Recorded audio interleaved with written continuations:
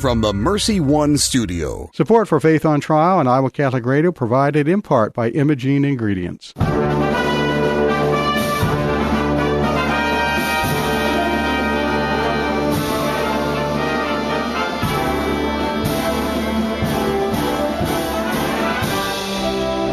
Our freedom of conscience and religion is being challenged by laws and regulations imposed by secular society. It's time to hear from the top Christian litigators in the nation who have come forward to tell us the truth and help us defend our faith.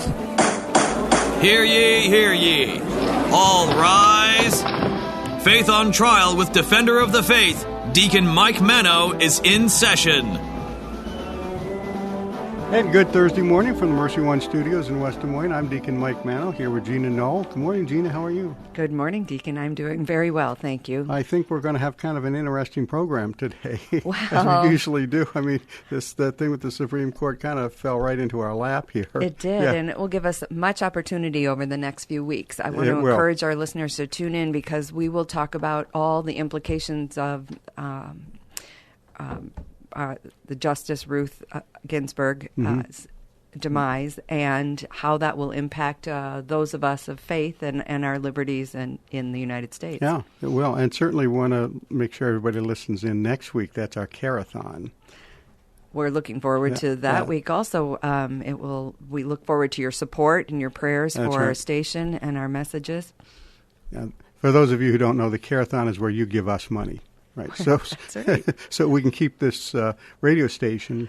It costs a lot to run a radio station. It does. And I would encourage everyone who saves a little cash on their prayer and fasting, mostly the fasting part today. Today's prayer to and maybe fasting save up day.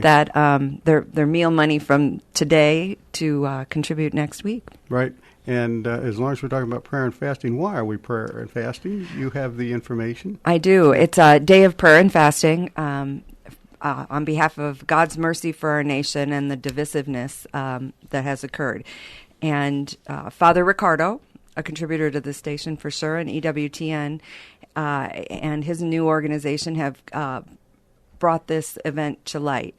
And in bringing this event to light, they highlighted a day of prayer and fasting 3 times. Our President Abraham Lincoln asked the nation on behalf of Congress and all the executive branches to invoke a day of prayer and fasting just before the Civil War, Civil right, War, in yeah, 1961. Civil War. At his urging, supported by both houses of Congress. And there was certainly a division in the country then. There was, right. He called on the entire nation to fast and pray, and all men and women of goodwill were invited to help heal the country in tumultuous days. Sound familiar? Yeah, it does. It does. Right. And we're getting divided almost like we were during the Civil War.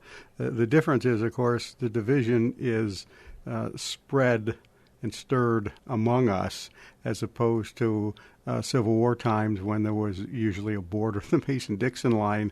People on one side were below it, people on the other side were above it. Very different views of their country. Views of their country, yeah.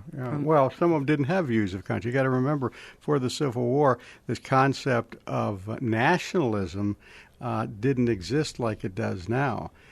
People were loyal to their state, not necessarily to the country, and that's why so many of the great military figures left the Union. Robert E. Lee, for example, was offered the command of Union forces, and he said no. Why did he say no? Because he was from Virginia, and his state was succeeding. Yeah. And he wanted to defend his state. His state, yeah. Rather than get involved in everybody else's. Yeah. That's what a lot of it was. So there wasn't the loyalty to the nation as we think of it today. There was a certain amount of loyalty, obviously, but the state was primary. People were residents or were citizens of Delaware, Pennsylvania, Virginia, or whatever. And, of course, if you remember back during the Continental Congresses, the states were fighting one another because they all had specific interests. And that carried out. What was the Civil War?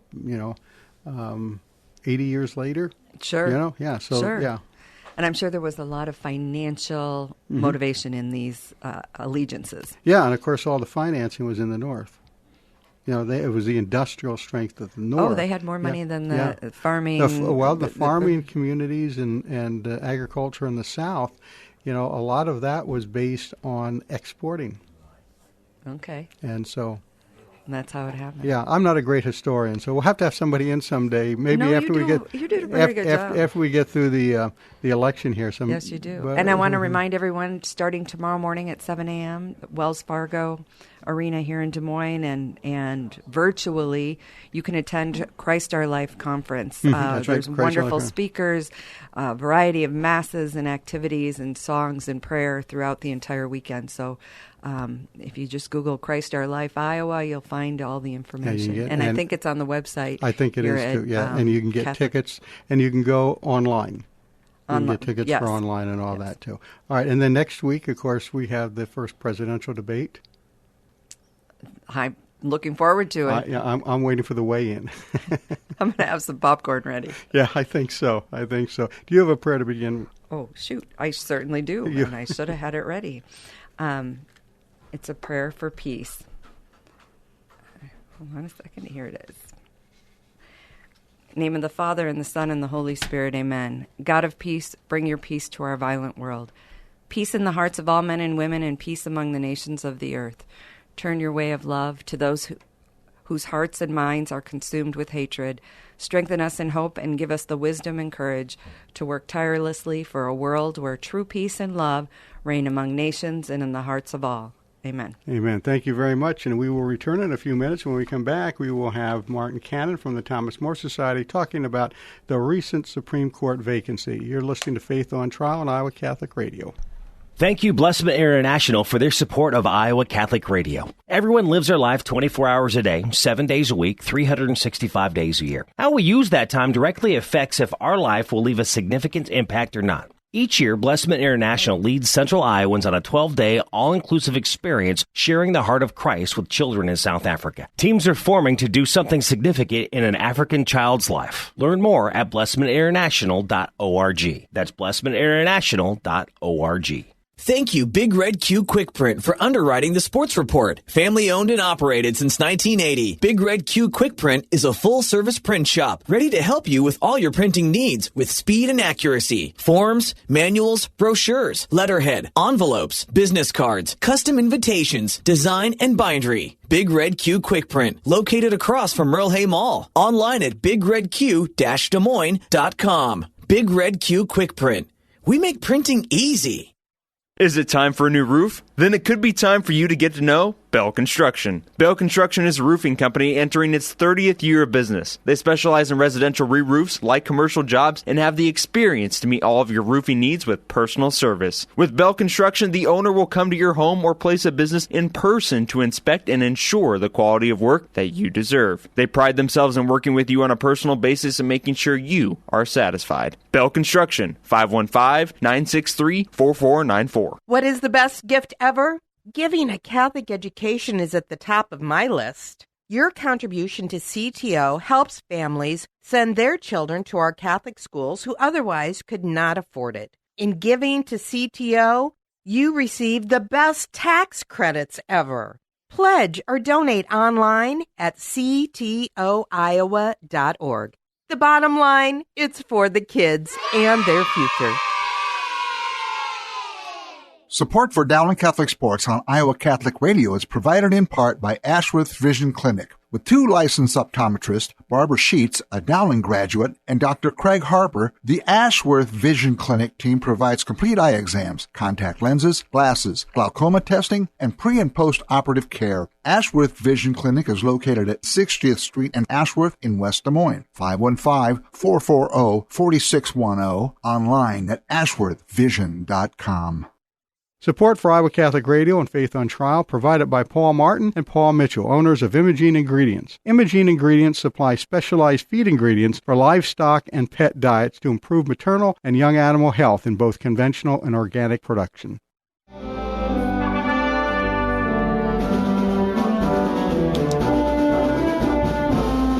And we're back. You're listening to Faith on Trial on Iowa Catholic Radio, and with us right now is Martin Cannon from the Thomas More Society. Martin, how are you doing this morning? Very, very good. Thank you. You, I guess, a pretty busy right now with looking at what's going on in the Supreme Court and who might get appointed and whatever. So, absolutely, I'm sure the Thomas More Society is very interested in what may happen here. Let's just for people that don't know, let's just kind of go through the civics of it. What happens? There's a vacancy in the Supreme Court. How does that get filled? And what do we expect the arguments one way or another to be? Well, of course, it gets filled when the president nominates a person to the court, and that person then appears before the Senate Judiciary Committee, which is composed of Democrats and Republicans, and hopefully clears that committee, and then gets voted on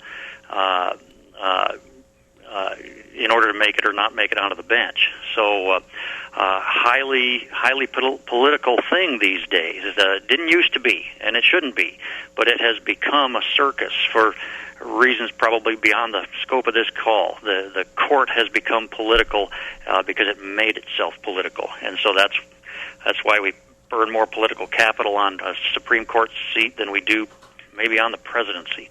But anyway, what's going to happen here is that the president is going to nominate someone. There's going to be a lot of pushback because it's so close to an election, and there's going to be a lot of accusations of hypocrisy and so forth because the shoe's kind of been on the other foot before. But mostly they're going to look at the religious aspect of the nominee, and there's been a lot of talk about Amy Coney Barrett, and she's a religious Catholic, and the left is already starting to lambaste her over that and try to make her into some kind of Hitler. But I also noticed that Allison Jones Rushing's name was brought forward, and she was being attacked for an internship she held with the Alliance Defending Freedom, right? Which usually is an organization that protects religious liberties. Right, we've had a number of their aggressively. attorneys on here before, too, yeah. Yep. It's a good outfit, and same kind of thing. If your associations, good grief, who was it that was criticized by the left for belonging to the Knights of Columbus? A judge in, I think it was a candidate for a judgeship. I think he's been confirmed now in Nebraska.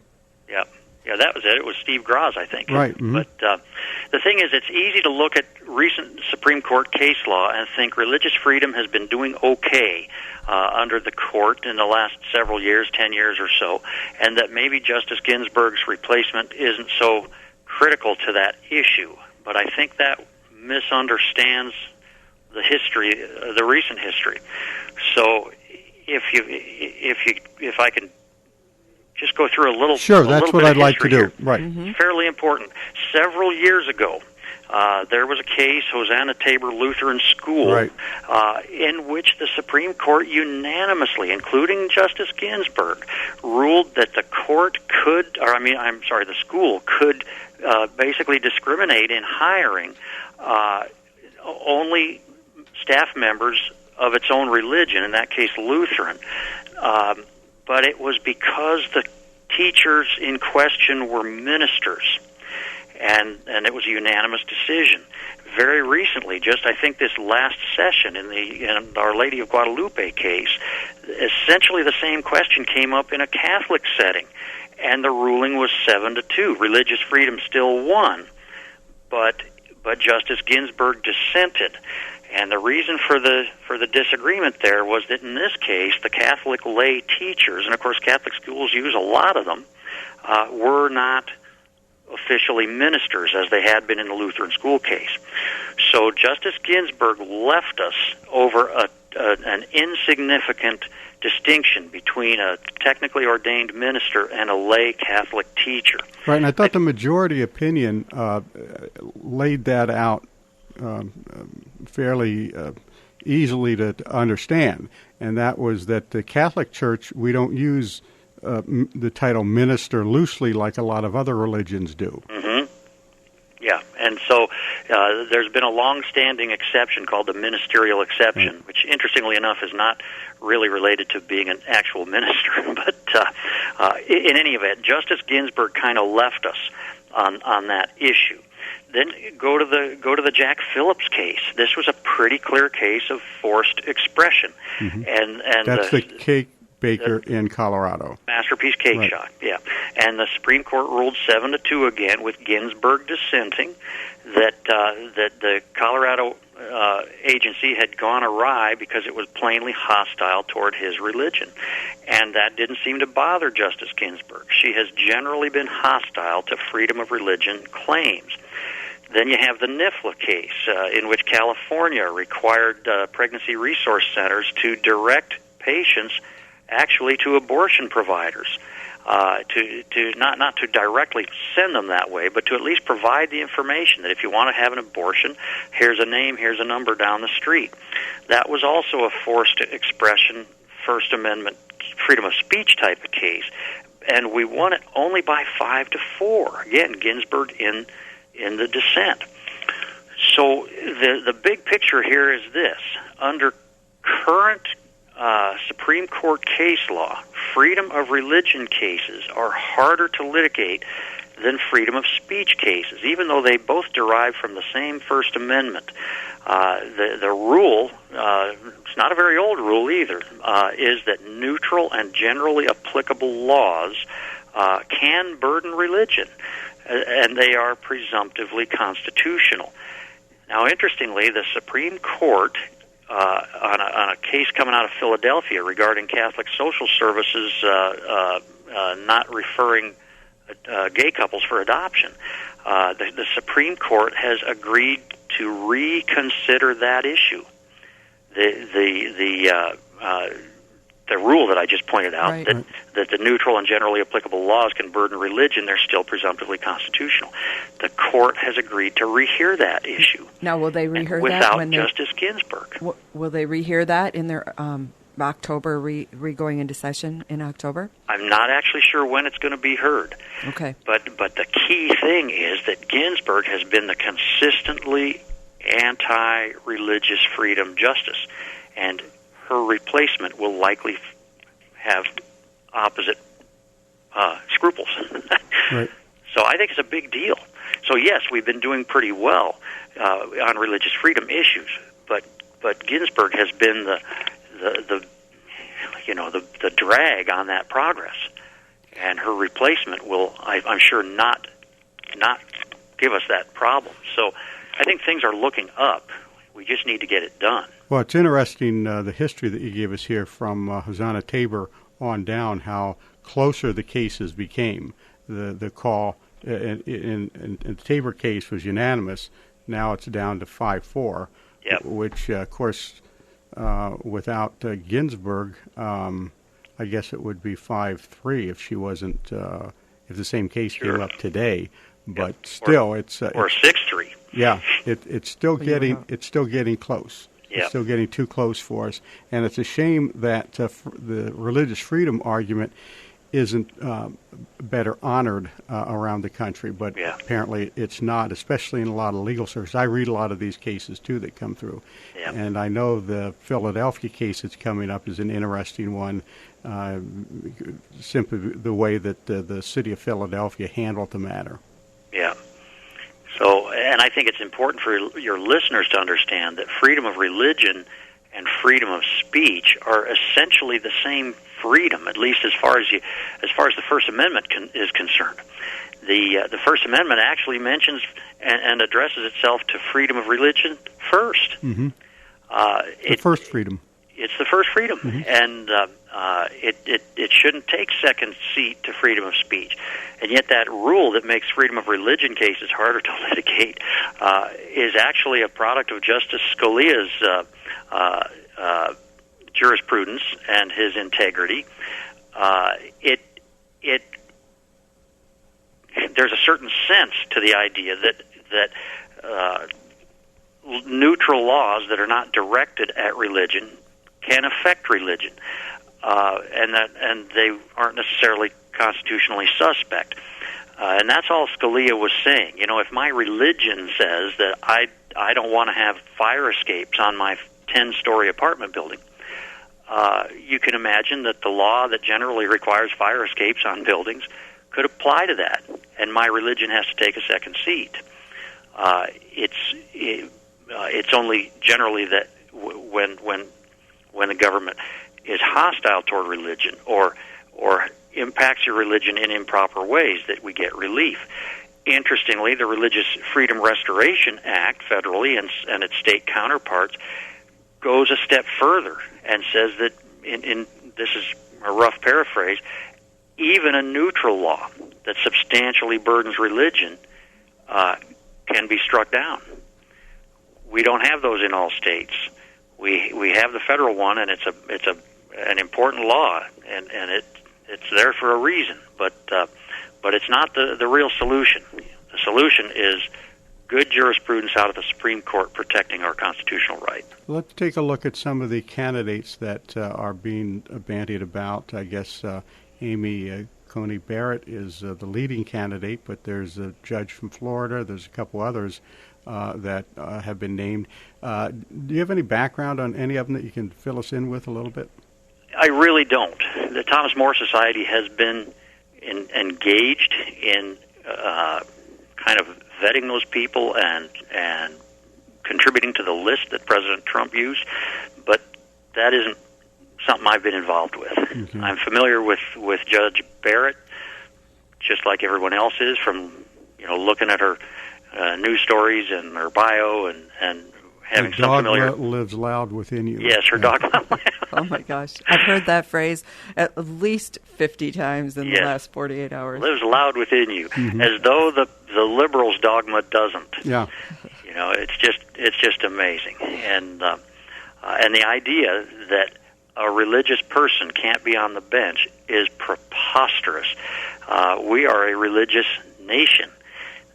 This is why we have rules that say a judge has to leave his personal feelings aside and apply the law as the law has been put in place. So those rules that say a judge needs to leave things aside presuppose that the judge has things to leave aside. Well, I can't help but see the irony in a woman who follows the rules of her faith, has such a strong respect for rules and the letter of the law, that isn't seen as a bonus or a positive characteristic of her skills.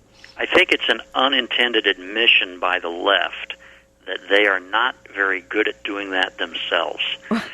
If I'm a person who lies all the time, I'll be the first person to suspect another one of lying. Exactly. And my experience is just very substantial, litigating cases in courtrooms relating to religion and abortion, is that the judges on the right are pretty good at just looking past all this stuff and applying the law. And the judges on the left can't seem to do it. If your case is going to go off the rails in a big way just because of the issue involved, it's going to be at the hands of a liberal judge. So, and we see it in Congress and in the House of Representatives and Senate. The left can't put these things aside. Well, they seem to have tolerance only for people that share their views. Right. And if you don't, you're bad and you lose. Doesn't matter what the merits of the argument are. And that's what we're seeing when Dianne Feinstein objects and doesn't trust Amy Barrett because she's a devout Catholic. It's because you can't trust Dianne Feinstein to be impartial either. Very interesting observation. Yeah. So you've brought up abortion, and I've heard many newscasters or commentators talk about the fight for this, keeping this seat open until after the election, based on the fact that the biggest issue is abortion. Their biggest fear is that the newest appointee will overturn Roe v. Wade. What they fail to point out is that if it were turned over, if that actually happened, we would still be in a battle because each of the states has their own jurisdiction at that point. How do you see, I guess my question is about the timing of the appointment, the timing of the votes, and will it affect women's rights to abortion in this country? Well, I think it may affect. Let's talk about the timing first. You might remember at the tail end of Obama's term, he nominated Merrick Garland to fill Justice Scalia's seat, I believe it was. And, of course, Mitch McConnell wouldn't allow that to go forward, and the argument was, well, we're too close to an election. Now the shoe is on the other foot, and McConnell's response to accusations of hypocrisy is that in this case, we have the executive branch and the Senate are controlled by the same party, and in Justice Garland's case, they were not. I don't really know what the significance of that distinction is supposed to be, but it's the one you're going to hear. Right. Okay? They're all flip-flopped, right? What they said before does not apply to that now. Yeah, and maybe there's some substance to that distinction. I've just never heard it explained to me. I can imagine it, but I'd be speculating. The bigger deal probably is that Senate protocols are not as important as the Constitution, and the Constitution gives the right and arguably the duty to the president to nominate a successor when he's in power. Nothing in the Constitution says you stand down because it's close to an election. So I think the better argument is that this is Trump's prerogative if he wants to do it, and the stakes are so high that he should. Now, in the old days, the stakes wouldn't be that high. You could nominate a good justice who would call the balls and strikes, and then you could forget about him and go back to your work. But that's not true anymore.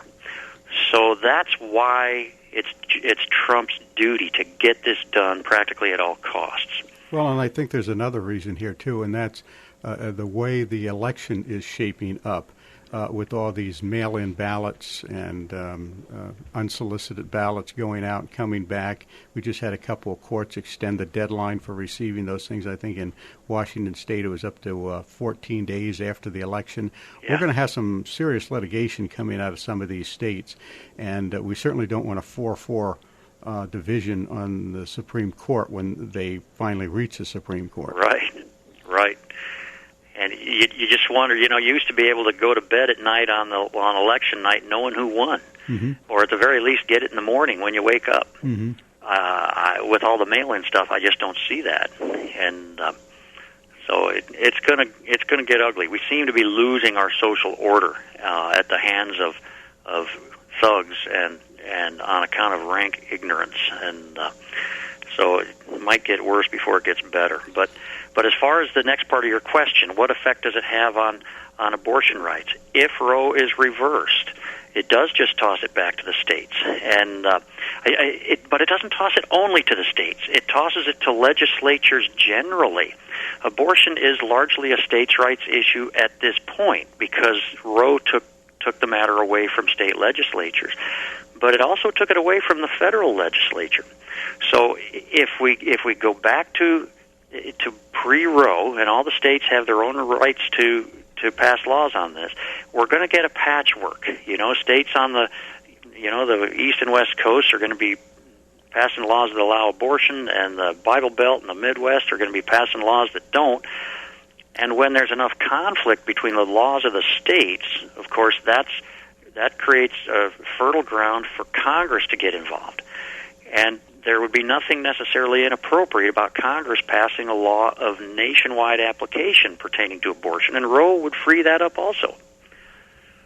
And of course, what do we get when we do that? Maybe it depends on whether we add a few states to the union, like Washington D.C.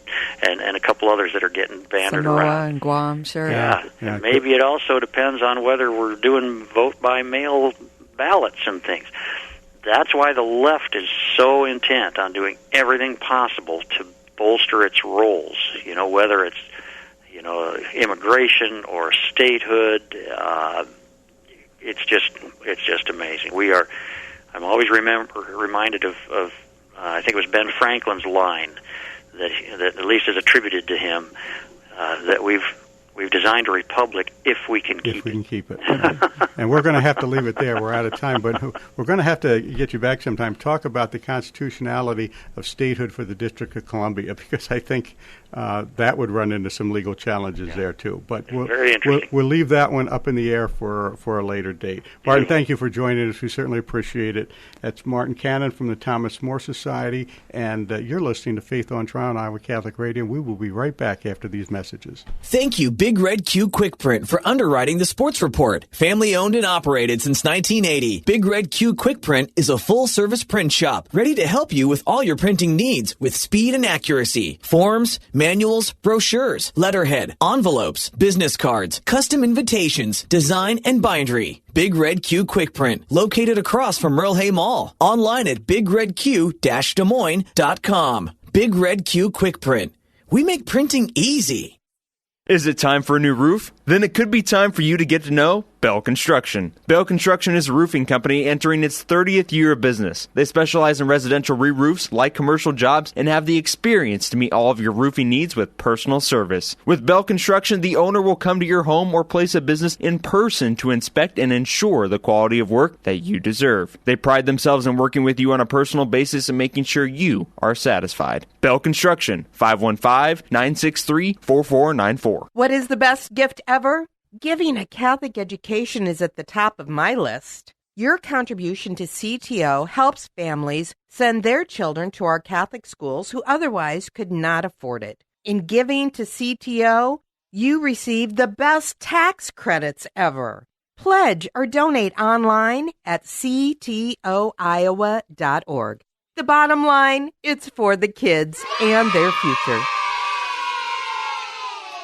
Support for Dowling Catholic Sports on Iowa Catholic Radio is provided in part by Ashworth Vision Clinic. With 2 licensed optometrists, Barbara Sheets, a Dowling graduate, and Dr. Craig Harper, the Ashworth Vision Clinic team provides complete eye exams, contact lenses, glasses, glaucoma testing, and pre- and post-operative care. Ashworth Vision Clinic is located at 60th Street and Ashworth in West Des Moines. 515-440-4610, online at ashworthvision.com. Thank you, Dental Associates, for underwriting Dowling Catholic Sports 365. With over 40 years' experience, Dental Associates is a group dental practice with the mission of promoting optimum health and well-being to all patients, providing preventative, restorative, and cosmetic dentistry for the entire family. Message underwritten by Dr. Kenton Gleichman, Dr. Steve Karbaka, Dr. Christine Mulcahy, and Dr. Ben Nagel. Dental Associates, addressing your smile, needs, and dreams. Online at DesMoines-DentalAssociates.com. Here's your forecast on Iowa Catholic Radio. We have a stationary front and low pressure to our north, but that won't bring us any rain today, although the wind may be a little bit gusty. Our high around 83 and sunny. Overnight looks clear, down to 60, and then a windy day coming up tomorrow with plenty of sunshine and a few degrees warmer, 86. The weather is brought to you by Divine Treasures, a Catholic book and gift store serving the Des Moines community for over 25 years. I'm meteorologist Steve Hamilton on Iowa Catholic Radio. And we're back. You're listening to Faith on Trial on Iowa Catholic Radio. And with us right now is Mike Gonzalez, who's Senior Fellow at the Heritage Foundation. Mike, how are you this morning? Hi, Deacon Mike. Thank you very much. Last week, I guess we lost you because you had to be at the White House for a meeting. I take it the president didn't ask about us, did he? Well, in a way he did, metaphorically. I had to go. I was invited by the White House to attend his speech at the National Archives on Constitution Day when he spoke about American exceptionalism and the need to return to a better understanding of the country's history. So he was flanked by the Declaration and the Bill of Rights, and right behind them was the Constitution. It was a really, very touching moment. Inspiring. I was about one of 20 to be invited. I was very happy to. I'm sorry I had to postpone. Oh, that's all right. We'll give a pass to the president. It all worked out. Yeah, it all works out. Very good. I want to talk about this concept of critical race theory and what it's doing to our country today. And maybe for the listeners that don't know what critical race theory is, and there's probably as many suggestions out there of what it might be as there are people. Why don't you kind of define it for us if you can and explain how it leads into what we're going through today? Sure. I devote an entire chapter to critical theory in my book, The Plot to Change America. So if anybody wants to understand it, it is very clear. It's a long chapter. It's the longest chapter in my book. The Plot to Change America, How Identity Politics is Dividing the Land of the Free is the full name of the book, and you can get it. Yes. I know it's on Amazon now. Yeah. Yeah, it's doing well, and I don't know if I want to announce it, but I'm very likely to have a Spanish edition come out. Good. But it's not soup yet. So critical theory, critical race theory is an offshoot. It's a spin-off of critical theory. Critical theory is the enemy here. Critical theory goes back to 1937 to a manifesto by the Frankfurt School's second director, Max Horkheimer, who wrote a book, an essay called Critical Theory and Traditional Theory. Traditional theory, he wrote, was too dependent on truth, on objectivity. Critical theory posited that objectivity was not possible, and that truth is, that what you have is narratives rather than truth, right? You have competing narratives, and it is the job of the left to impose its narrative over the hegemonic narrative of the West. That term hegemonic narrative went back to Antonio Gramsci, who was the founder of the Italian Communist Party, who said the worker would never rise, as Marx had promised, to overthrow capitalism, because the worker had accepted the economic system, the family structure, the religion, and the nation-state. Cultural Marxism. Yes, cultural Marxism. That's right, sir. So critical theory amounts then to, it's the tool to do that. It's an unremitting attack on everything we believe, especially religion. It's actually, it goes back to the man who said God is dead. It goes back to Nietzsche. Nietzsche was the first person to write, well, not really the first, but really the one who put it best when he said that there is no good or bad, right? That the good or bad is what the master class considered beautiful or considered flawed and ugly, and that the master class had a right to rule over us, and that whatever they want, the master class wants, is what then becomes the concept of good and evil. As we know, we Christians, that goes to the heart exactly of who we are. Right. It denies the very dogma of our church, which is there is such a thing as good and evil. So critical theory departs from that. Then you have all the offshoots: critical legal theory, critical race theory, all the ethnic studies department. Angela Davis, the communist, former Black Panther member who spent time in prison, who's very influential today. She has made the case that Black studies are the intellectual arms of the revolution. And she has the point. This is how you change America. That's why I call my book The Plot to Change America. So I don't know if I've explained correctly. No, you have, especially going back to Gramsci and the cultural hegemony that was started back then, or that was, I guess, articulated back then. The question I have now that we kind of understand what this cultural race theory is about is, how is that affecting us today, and is that moving into the Black Lives Matter movement and things like that? So it's critical theory. Critical race theory is just an offshoot. Critical theory is being taught at all levels of the university. Yeah, in fact, if you aim to graduate from the California State University system from next year, you will have to take ethnic studies. Ethnic studies is another spin-off of critical theory. It's, as I said, it is the unremitting attack on everything, not just God and religion, but the family, which Engels called the patriarchal family, the economic system, the idea of a nation-state, all these things. It's just an unremitting attack on that. And it's being, if any of you listeners who are in university, I am almost 100% sure that they're taking something, at least one class, that is in critical theory, anything with the name studies in it. And if your children are going to university, they're taking it. And, of course, it informs, I think that the epitome of it is the 1619 Project by the New York Times, which is a naked attempt to replace the truth of our history with a competing narrative. Now they're going back on it, and they're scrubbing Twitter accounts and all that, because they realize that we're calling them out on it. Everybody's being very critical on both the left and the right of what the New York Times has tried to do. Black Lives Matter, the three founders of the Black Lives Matter organizations, right? And I want to make a distinction here for your listeners between the sentiment that Black Lives Matter. Of course, Black Lives Matter as sure. Americans and as Christians, we believe that the lives of our black brothers and sisters are very dear to us, matter intensely. No doubt. No argument here. Exactly. It's the organizations that I'm speaking about. The three founders of these organizations, Alicia Garza, Patrizio, and Opal Tometi, all claim that their main mentor is Angela Davis. Angela Davis, and you have to listen to Alicia Garza in a TV interview on Democracy Now! With Angela Davis, how effusive she is about what Angela Davis has meant to her, how she has read all her books, etc. Angela Davis was a direct disciple of Herbert Marcuse. She took classes from Herbert Marcuse. Herbert Marcuse was in the school that I just referred to, the Frankfurt School. Right. Yes, and now they migrated to the eastern part of the United States, didn't they? They were from Germany. They started in Frankfurt. Horkheimer, who invented the concept of critical theory, Marcuse was his assistant.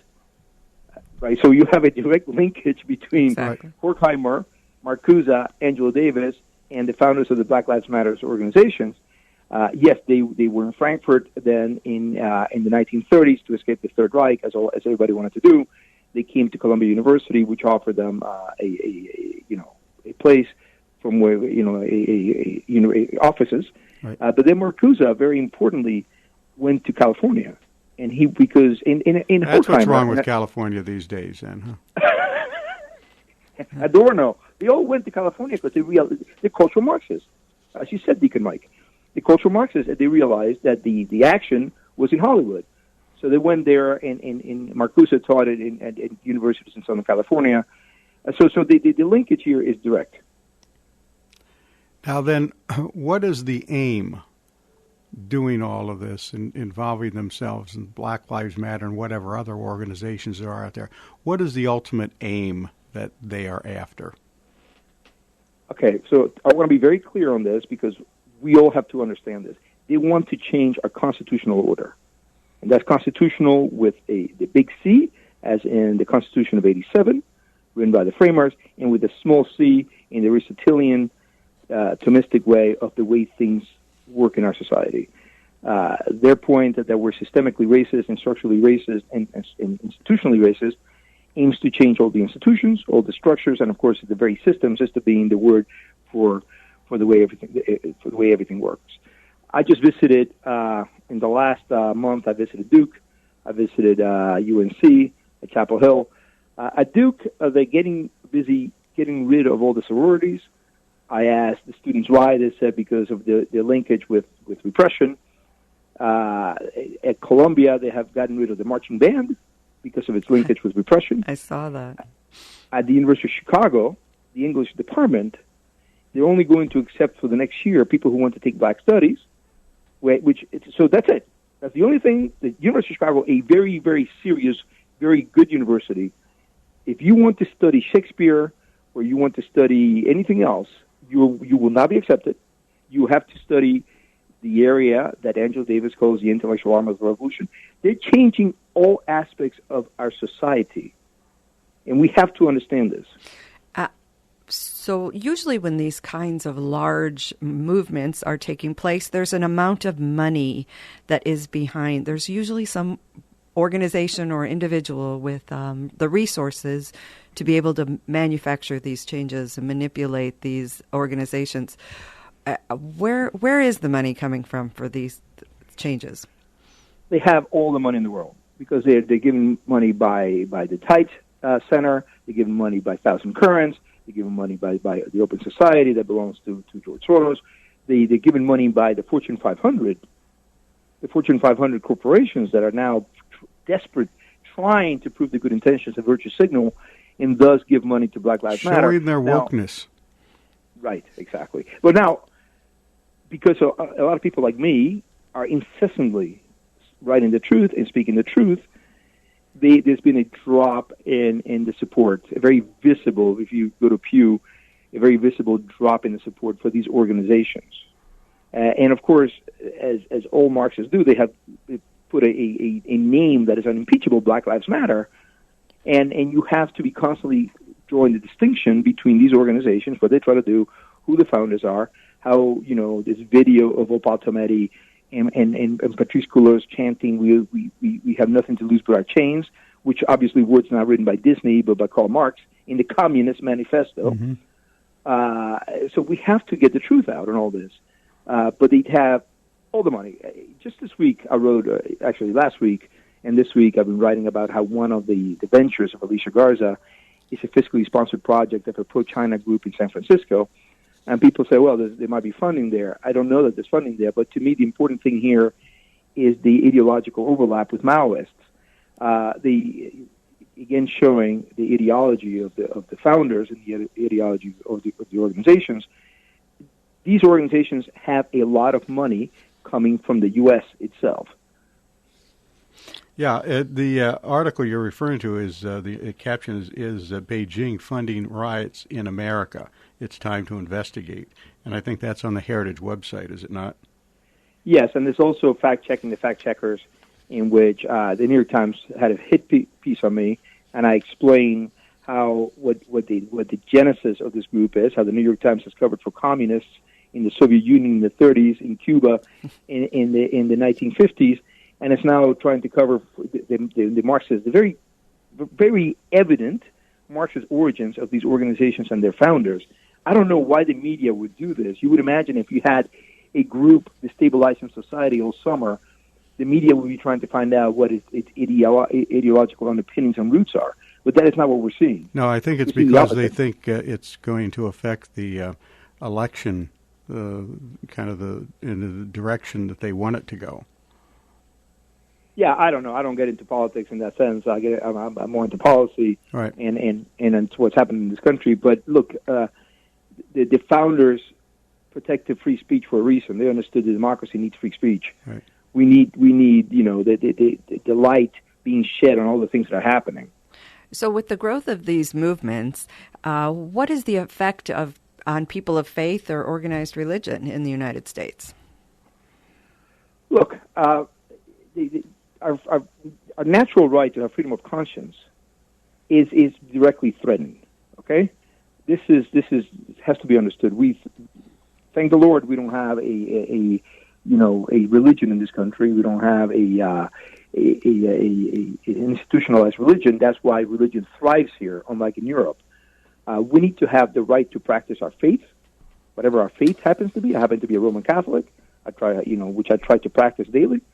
And we need to understand that these ideologies, because of their nihilism, because of their moral relativism, are a direct threat to what we believe. All I can say is if the New York Times is attacking him, he's my hero now. Yes. Very good. May God bless you in your faith. That's also. right. And the book is The Plot to Change America, How Identity Politics is Dividing the Land of the Free.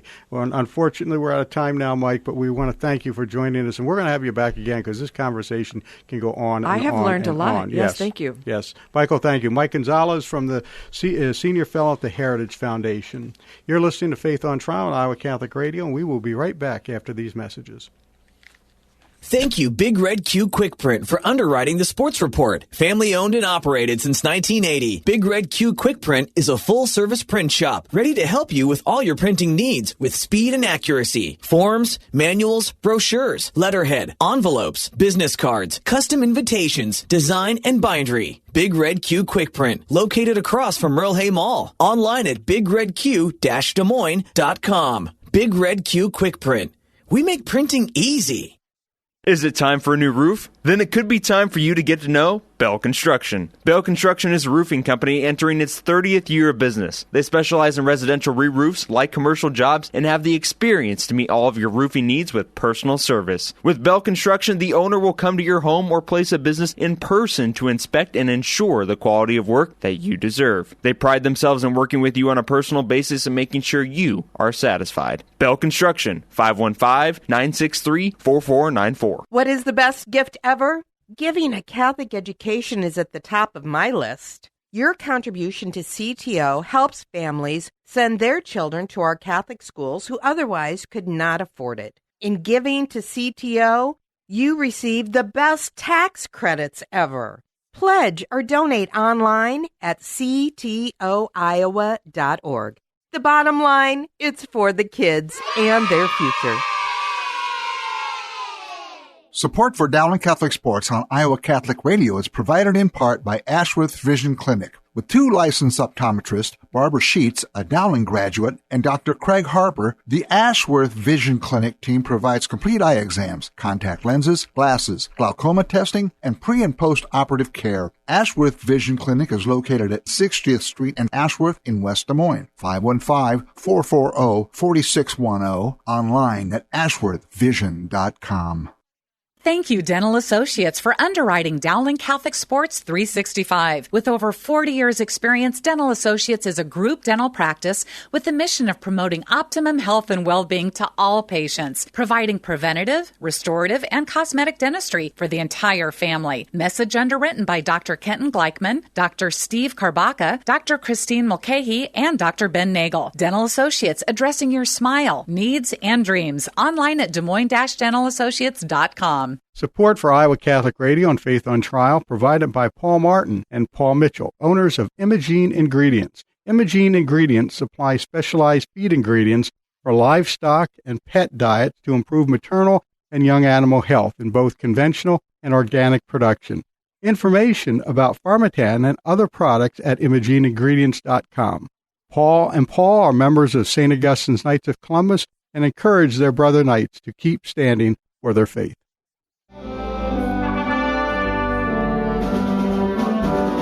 And you're listening to Faith on Trial on Iowa Catholic Radio, and we're back. Yes. An interesting program. Now, we're talking about, with Mike Gonzalez here. I just wanted to mention something. EWTN several years ago ran a documentary. I think it was called A Wolf in Sheep's Clothing, and that covered a lot of this stuff about Antonio Gramsci, about cultural hegemony, and all this other stuff. If you can get a hold of a copy of that, it might be worth listening. I want to say it's on YouTube, actually. We had them on, the producers, we had them on the program when that first came out. Matter of fact, we had them on a couple of times. And that program, I remember before the program aired, they sent me the director's cut. And so somewhere in my computer, I still have the director's cut for that. But it's available on a disc. You can buy it. I'd call over to Divine Treasures, see if they have it, or if they can get it for you. Well, the influence that movement had on the Catholic Church, and how they induced that having more priests, like-minded they trained young men to join the priesthood in order to build their movement. Right. Directly. And to undermine the church. And undermine the church. Well, or use the members of the church for their movement. Right, like Bella Dodd, who was converted back to Catholicism after she recruited 1,200 or so men, communist men, into the priesthood. Well, and not unlike the training that we have for our educators today, and in the academia world. That's right. Indoctrinate, and then using those movements to indoctrinate our children and our families. Very interesting show. I think the my heart rate went up a couple of times as we talk about some of these. Some of these things, and they should. It should. These are important matters. The Supreme Court and religious freedom and what's going on to undermine the nation today. I think they're important things. These movements. But we have a movement. I want to remind everybody that today is a day of prayer and fasting for the mercy of God on our nation and all the turmoil. And I wanted to remind people of something else, too. Coming up on October 10th, and we will talk about this more later, at 12 noon outside of St. Augustine Church at 42nd and Grand, we're going to have a public rosary. The public rosary is going to be for our church, our nation, our families, but it falls right in with what we've been talking about here today, that we need God's help to get through this. Right? Absolutely. Yeah. And no better weapon than Our Lady's Rosary. That's right. 59 beads and a little crucifix. 20 minutes of your time. That's right. That's right. Very powerful. Well, we did have a good show today. I thought Martin Cannon was very good. Obviously, was well prepared for what we want to talk to him about. But those guys do that all the time, so they should be. And I would suggest our listeners stay tuned over the next few weeks as we do our show live. New news will come to the surface that will affect our faith. with this nomination of a Supreme Court justice. And I think our shows will be very interesting from that perspective. I think so, too. So we're almost about out of time here, so let's close with our prayer to St. Michael. St. Michael the Archangel, defend us in battle, be our protection against the wickedness and snares of the devil. May God rebuke him, we humbly pray, and do thou, Prince of the heavenly host, by the power of God, thrust into hell Satan and all the evil spirits who prowl about the world, seeking the ruin of souls. Amen. Well, that's it for today. For Gina and myself, thank you for listening. Join us next week for another edition of Faith on Trial on Iowa Catholic Radio. Until then, have a blessed and peaceful week. Our freedom of conscience and religion is being challenged by laws and regulations imposed by secular society. Faith on Trial, with Defender of the Faith, Deacon Mike Mano. Faith on Trial, Thursdays at 10 a.m. on Iowa Catholic Radio, iowacatholicradio.com, and the Iowa Catholic Radio app.